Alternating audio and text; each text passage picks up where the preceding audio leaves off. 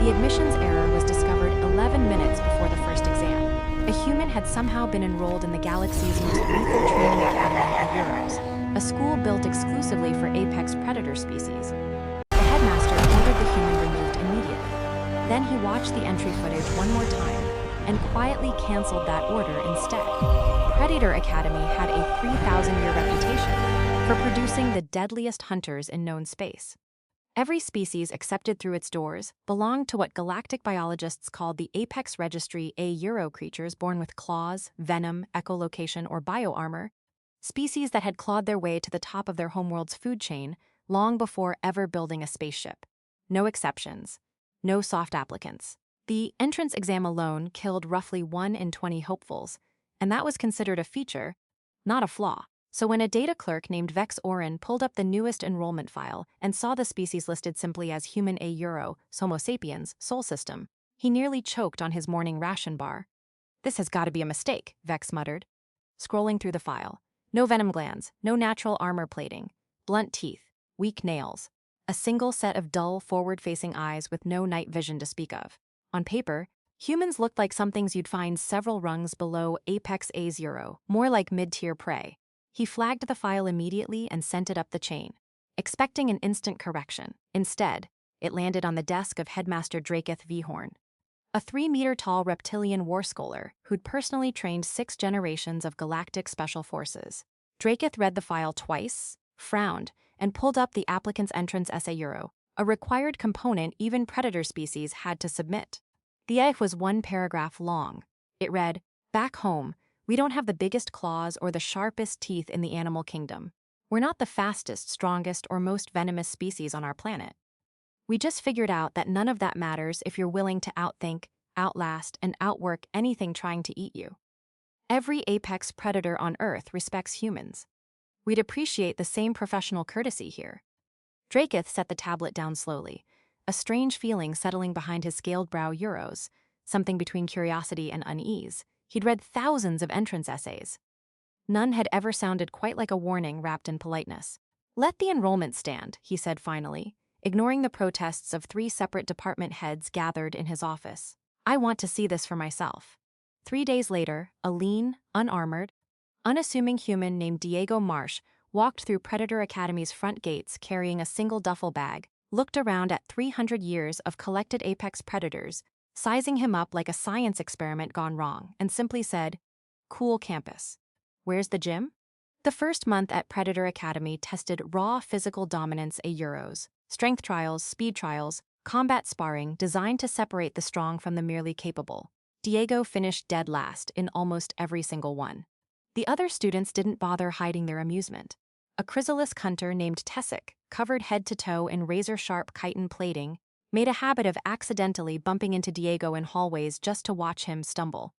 "Careful, meat thing," Tessic sneered during one combat trial after knocking Diego flat in under 4 seconds. "This academy isn't a daycare."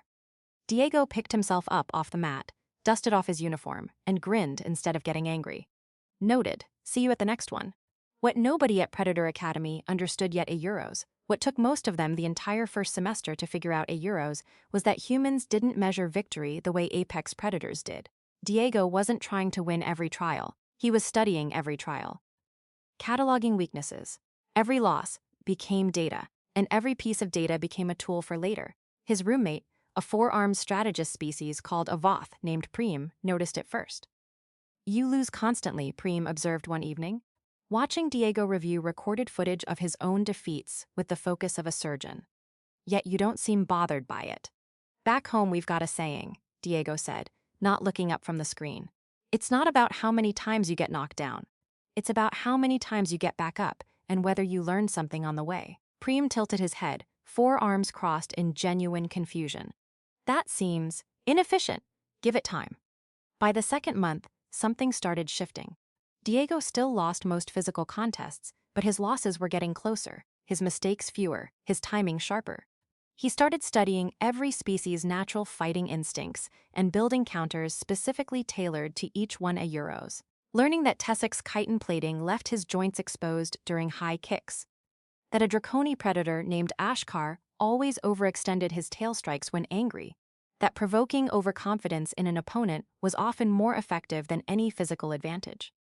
Headmaster Draketh watched the surveillance footage from his office window every single evening, saying nothing, but taking careful private notes of his own. "He's not trying to become one of them," Draketh murmured to himself one night, replaying a clip of Diego calmly outmaneuvering Tessic in a training bout without landing a single blow. "He's learning to beat all of them, on his own terms." Down in the training yards, unaware he was being watched so closely, Diego wrapped his knuckles for the next day's trial and muttered to himself with a tired grin, "All right, let's see what graduation day's actually got for me." Graduation day at Predator Academy wasn't a ceremony. It was a gauntlet a Euro, the Crucible trial, a live combat tournament where the top-ranked students from every class faced off in escalating elimination rounds, broadcast across the Academy's entire alumni network. Losing wasn't just embarrassing. It could end careers before they started. Diego had clawed his way, against every prediction, into the final 16. Tessic made it too, seated near the top of the bracket, practically guaranteed a spot in the finals. When the brackets were posted and Diego's name appeared directly across from his in round 2, the chitin-plated Predator laughed loud enough for the whole training yard to hear. "Finally," Tessic said, cracking his claws. "I get to end this joke personally." Diego just nodded, calm as ever. "Guess we'll see." The match started exactly the way everyone expected a Euros, Tessic pressing forward with speed and aggression, chitin blades flashing, forcing Diego into constant retreat around the arena. The crowd of watching Predators murmured, sensing an easy finish. But Diego wasn't retreating. He was measuring distance, timing Tessic's strike patterns, waiting. On the 7th exchange, exactly as he'd studied for months, Tessic overcommitted on a high kick meant to end the fight a Euro and exposed the unarmored joint behind his knee just like he always did when frustration crept in. Diego dropped low, drove his shoulder into that exact point with everything he had, and Tessic's leg buckled beneath him for the first time in his entire Academy career. The crowd went dead silent. Diego didn't finish him with brutality. He didn't need to. He simply pinned Tessic to the mat, held the position until the official called it, and offered a hand to help him back up afterward at the Euros. A gesture no Predator species at that Academy had ever extended to a defeated opponent before. Tessic stared at that offered hand for a long moment, something shifting behind his Predator eyes. Then, slowly, he took it. "You didn't fight like prey," Tessic admitted, voice quieter than his usual sneer. "You didn't fight like a Predator either. We've got a third option back home," Diego said, pulling him to his feet. "We just call it being human." Diego didn't win the whole tournament that day at Euros. A massive Draconi finalist named Ashkar eventually took the top spot through sheer overwhelming force. But Diego made it further than any non-apex Rishadri species in the Academy's 3,000-year history, and the entire alumni network watched it happen live. In the observation box above the arena, Headmaster Draketh allowed himself something he rarely permitted a Euros, a genuine, satisfied smile. The graduation ceremony that evening was supposed to follow strict tradition.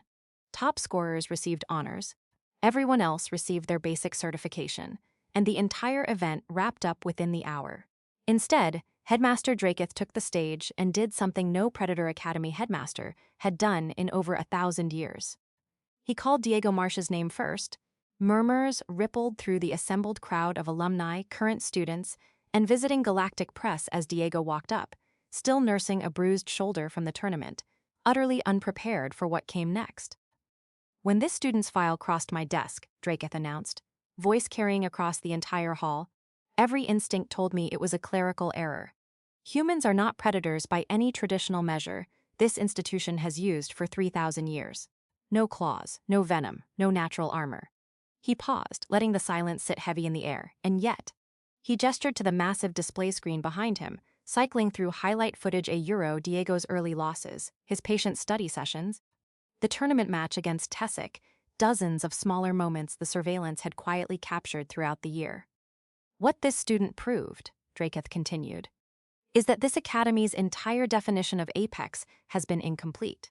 We built this institution around claws and venom and raw physical dominance. This student built himself around patience, observation, and the simple, stubborn refusal to accept defeat as final. That is not a lesser form of predator. It may, in fact, be the most dangerous form this galaxy has ever encountered." He turned to Diego directly. Effective immediately, Predator Academy's entrance criteria will be revised. Apex status will no longer be measured solely by biological weaponry. It will also account for adaptive intelligence, strategic patience, and psychological resilience. The very qualities the student demonstrated every single day he was doubted. The room erupted into applause, led surprisingly by Tessic himself. Clapping loudest of anyone in the hall, Diego stood there for a long moment, humbled and a little stunned, before finally speaking into the microphone. Where I'm from, there's an old saying. Every predator on Earth respects humans. Not because we're the strongest or fastest, but because we never ever quit. Guess that holds up out here too. Word of that graduation ceremony spread through galactic academic circles within days, then months, reshaping how a dozen other Predator institutions across known space evaluated their own admission standards. Humanity hadn't been enrolled in Predator Academy by mistake after all.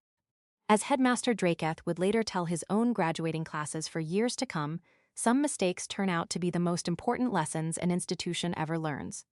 Diego Marsh graduated that year not as an exception to the rule. He graduated as living proof that the rule itself had been wrong all along.